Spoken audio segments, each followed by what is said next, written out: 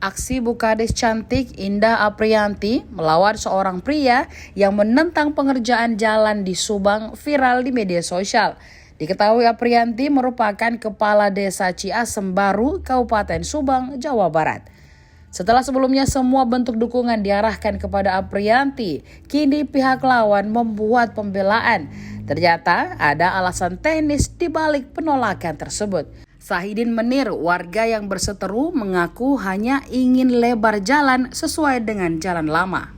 Ternyata saat mengetahui telah ada coran jalan, ia menginginkan agar lebar jalan adalah 3,5 meter, bukan 3 meter seperti yang dicanangkan kepala desa.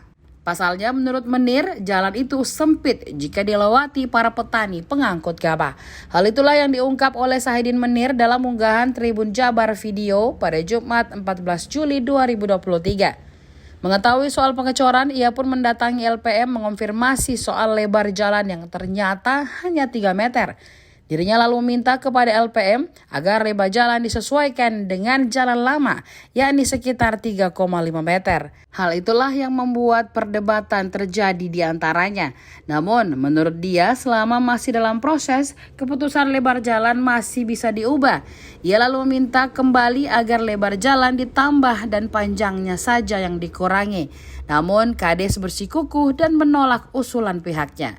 Padahal, saat proyek jalan dihentikan sementara, pihak Kasipem dan Sekmat juga mendukung permintaan lebar jalan 3,5 meter tersebut.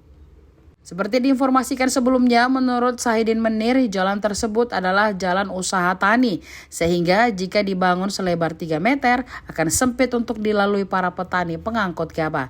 Ia pun menegaskan berani mendebat untuk kepentingan bersama, bukan urusan pribadi.